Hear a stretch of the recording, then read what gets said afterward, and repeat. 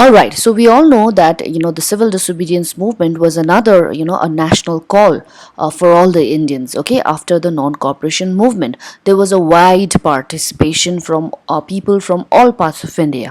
Okay, so let us see how different social groups saw the civil disobedience movement. Okay, why did they participate in it, and what was a swaraj for them?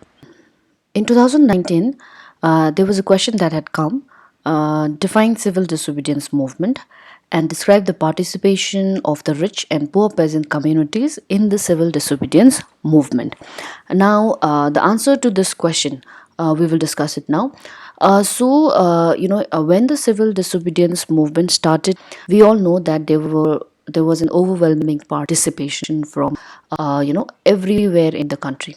Okay, so in the countryside, if you see, the peasant group or the peasant population was divided into two categories: the rich peasants and the poor peasants. Now, both of them, they participated in the civil disobedience movement, but their objective, uh, or what they expected from the movement, was completely very different. Okay, so let's see now. The rich peasants who were living in the countryside, like the patidars of Gujarat and the Jats of UP. Okay, so they were the rich peasant communities, and these peasant communities, they were very active participants. Okay, and they were the producers of commercial crops. Now, when the economic depression was felt worldwide, okay, जब economic depression भयो, these rich peasants who were mainly the producers of this commercial crops, they were also very much affected by the economic depression. All right, and it was difficult for them to find buyers of their product. Okay, उनीहरूको harvest को buyers market मा find गर्नु, it was very difficult, and even if they found the buyers, they were not able to get the right price or the right value for their crops. Okay, so त्यसले गर्दाखेरि it affected their source of income. उनीहरूको income मा त्यसको affect भयो. All right, and it became very difficult for them to pay the land revenue. Okay, the जुन चाहिँ उनीहरूले revenue pay गर्नु पर्थ्यो British government लाई, त्यो revenue pay गर्नुमा it started to they started to face difficulties, and they requested the government to reduce the land revenue or relax the land revenue. Okay, because it was impossible for them to pay the revenue in such situation.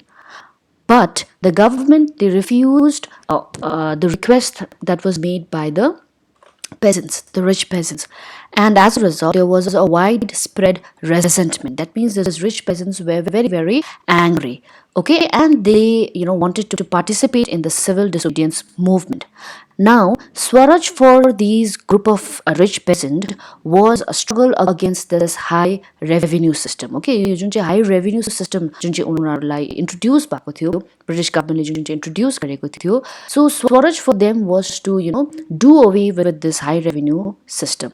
Okay, so that is why raising this demand or to fulfill this demand, उनीहरूले के गर्यो, civil disobedience movement मा very actively participate. Okay, this is about the rich peasants. Okay, they were very enthusiastic supporters of the movement. Okay, they organized their communities, and at times they even forced the reluctant members to participate in the boycott program. Okay, so जो reluctant छ उनीहरूलाई पनि उनीहरूले force गर्यो to join in the boycott program. But when this civil disobedience movement was called off by Mahatma Gandhi in 1931, these group of peasants were also very disappointed. All right, because their demands of reducing the land revenue system or removing the land revenue system, that demand was still pending. Okay, it was despite of their participation, उनीहरूको जुन चाहिँ demand थियो, त्यो demand the fulfill भएको थिएन. Okay, and the problem still continued. Okay, the problem still was there. Okay, so when Gandhiji called off this civil disobedience movement in 1931, they were very angry, and they were very upset, also disappointed.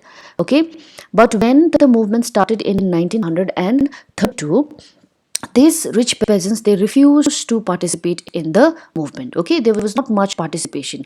Okay, jab beginning ma, when it had started in 1930, they were very very active, but later on when this movement was restarted in 1932, okay, their participation was less. Okay, and comparatively, the enthusiasm and the rigor was very very slow as compared to the first time when the civil disobedience was started. Okay, so that is about the rich peasants. Now, in the countryside, there were also the poor peasants. Okay, now who are these poor peasants? So basically, the landless peasants, they were the poor peasants. Okay, the majority of the population in our country, it comprised of the poor peasants. Okay, they used to cultivate in the land of someone else. Okay, like the landlords or the rich peasants को जुन चाहिँ land छ, त्यसै भने यो poor peasants ले cultivate गर्थ्यो, and they had to pay small tenants. That means they had to pay rents. Okay, because they were cultivating on the land of somebody else.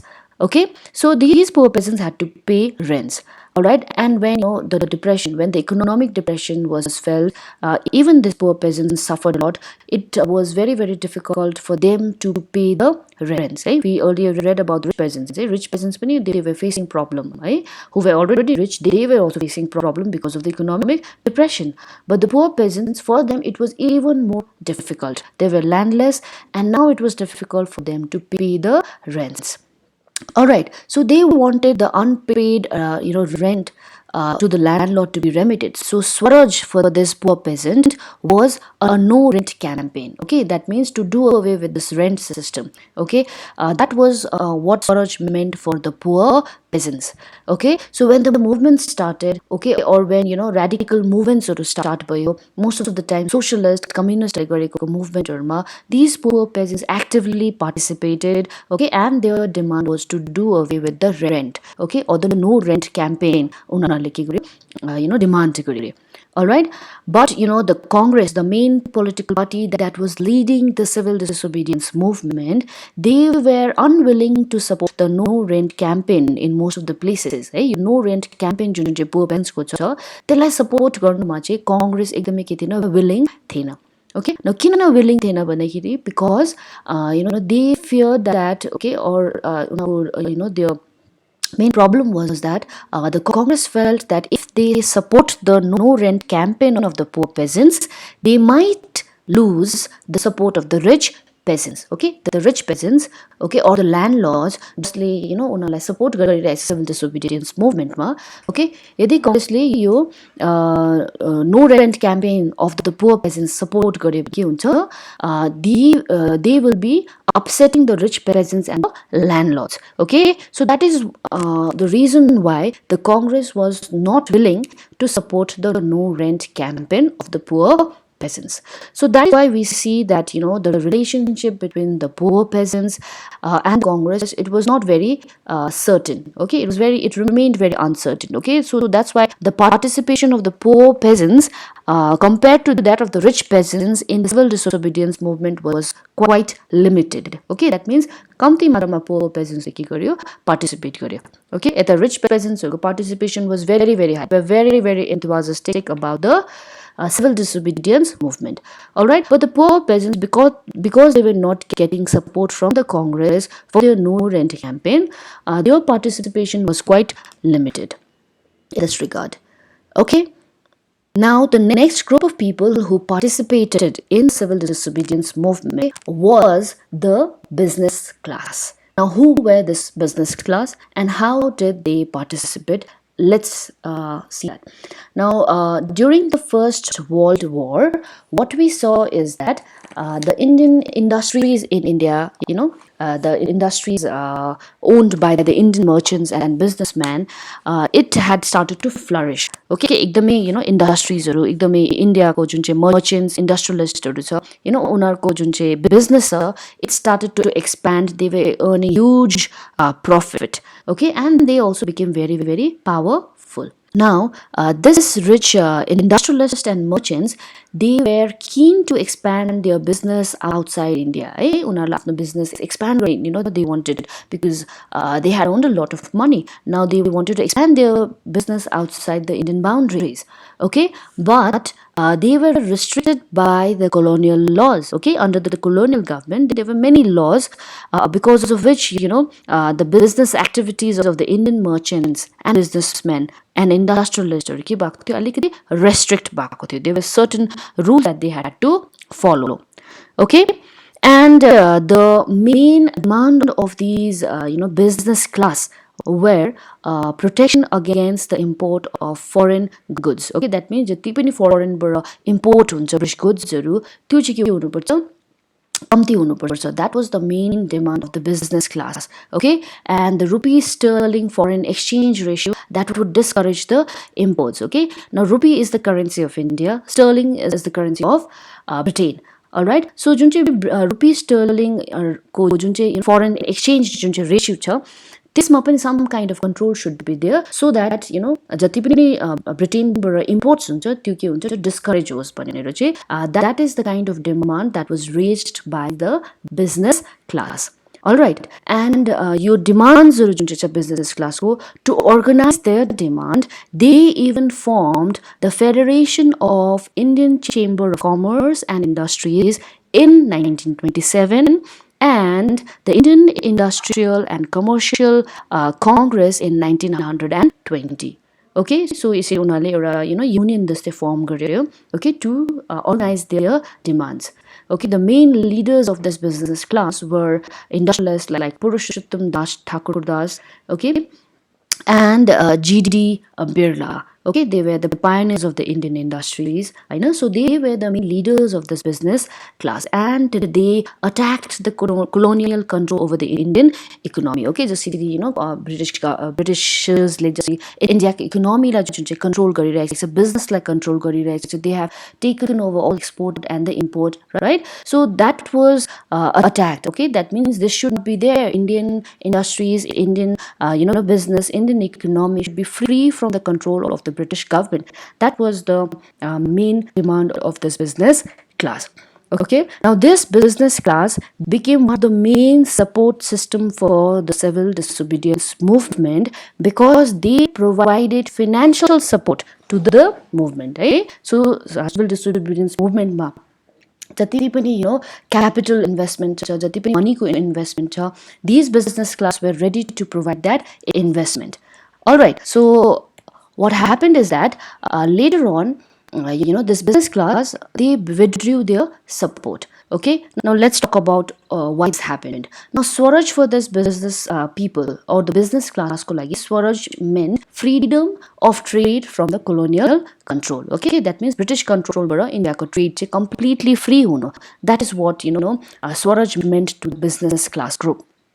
Okay, but this business class who had very actively joined or supported the civil disobedience movement, they were very, very disappointed by the failure of the second round table conference. Okay, so Gandhiji जुन चाहिँ second round table conference attend गरेको थियो, because it was not very, very successful. These business class, they were very, very disappointed by the failure. Okay, and they were apprehensive of the militant activities. Okay, so India ma जुन चाहिँ growing militant activities, they were very, very worried because of that. Okay, and they were also worried because their business was going down. Okay, because of the disturbances during the civil disobedience movement. Okay, civil disobedience movement, all their businesses had come down. Okay, so they were very worried that if in this way they continue with the civil disobedience movement, unako businesses पनि के हुन सक्छ, affect हुन सक्छ. And another concern for them was the growing influence of socialism. Okay, amongst the young members of the Congress. Okay, the young members of the Congress, they were followers of socialism. Okay, they were believers of socialism. All right, so जुन चाहिँ business class, they were the capitalist group. Okay, their main concern was earning profit and getting the profit. So they were concerned that socialism is going to take over India. Okay, so that is why the business class they withdrew their support when Gandhiji relaunched the civil disobedience movement in 1932. Now, let's talk about the working class. So, who were this working class? So, basically, all these workers who were, working in different kind of factories, industries, okay, the railways, or even the dock workers, they basically comprised this working class group. You may be surprised to know that the working class group, they did not actively participate in the civil disobedience movement, except in the Nagpur region, okay, where a lot of workers joined the civil disobedience movement.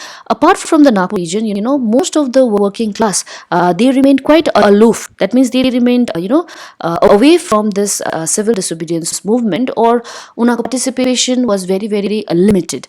Okay, in fact, they selectively adopted some ideas of Gandhian program, such as they openly boycotted foreign goods, but that was as a part of their own movement against low wages and the poor working conditions. We do know the problem of the workers, right? They had low wages and working condition. So as a part of their own movement, they boycotted the foreign goods. There were strikes by the railway workers in 1930 and the dock workers in 1932. In 1930, thousands of workers in the Chota Nagpur tin mines, okay, they wore the Gandhi caps and participated in protest rallies and the boycott campaigns. Okay, so Chota Nagpur area को जुन चाहिँ tin को mines छ त्यहाँको workers they participated in the protest rallies and boycott campaigns. But apart from that, their participation was not very, very active in the civil disobedience movement. Okay, they were not very, very enthusiastic about it. The reason is because the Congress, they were very, very reluctant to include the workers' demand as a part of the program of struggle. Okay, like in the case of the poor peasants, the Congress was not willing to, include their demands. Here also, the Congress party was reluctant to, include the demands of the working class. Okay, the low wages, okay, and the poor working condition को जुन चाहिँ, demands छ, okay, यसको against त्यसको डिमान्डलाई चाहिँ Congress party include गर्नुमा है यो programme यो जुन चाहिँ civil डिसोबिडियन्सको जुन चाहिँ स्ट्रगलमा इन्क्लुड गर्नुमा उनीहरू they were quite reluctant because the Congress feared that if they support the workers, then the business class, okay, the main industrialists and the main merchants who were financially supporting the civil disobedience movement, they will be, angry with them. Okay, they will upset the industrialists and they will upset all this, merchants who has been, providing them all the funds for the civil disobedience movement. All right, so because of that fear, the Congress did not support the demands of the workers, and as a result of which the working class, okay, the participation was from them was very, very limited in the civil disobedience movement. Talking about the participation of women in the civil disobedience movement, they were one of the main or the major participating groups in the civil disobedience movement as well as in the non-cooperation movement. Okay, during Gandhiji's salt march, thousands of women, they came out of their home to listen to him. They participated in the protest marches, they even manufactured salt and picketed foreign clothes and liquor shops. And many of these women, for this, they were even, sent to jail or prison. Okay, in the urban areas, women of the higher caste families, they were active participants. In the rural areas, the rich peasant household women who actively participated in the movement. They were moved by Gandhiji's call. They began to see the service of a nation as a sacred duty of women. Okay, so they believe that it is also the duty of the women to serve their nation. Yet, despite of all this, active participation of women in the freedom struggle and in the different kind of movements. Okay, the position of women did not really change in India. Okay, so जुन चाहिँ position थियो, okay, त्यसमा केही radical changeहरू आएन. Okay, Gandhiji was convinced that it was a duty of the women to look after home and hearth, be good mothers and good wives. Okay, and for a long time, the Congress, they were reluctant to allow women to hold any position of authority within the organization. Even the Congress party did not want to identify or give women very important political position in the organization, despite of their active participation. They were keen only on their symbolic presence. Okay, so after all this participation of women in all the kind of national movements against the British government, okay, or during the freedom struggle, the condition of women did not really change. Okay, it did not really improve despite of their active participation. All right, so we all know that the civil disobedience movement was another a national call for all the Indians. Okay, after the non-cooperation movement, there was a wide participation from people from all parts of India. Okay, so let us see how different social groups saw the civil disobedience movement. Okay, why did they participate in it, and what was a swaraj for them?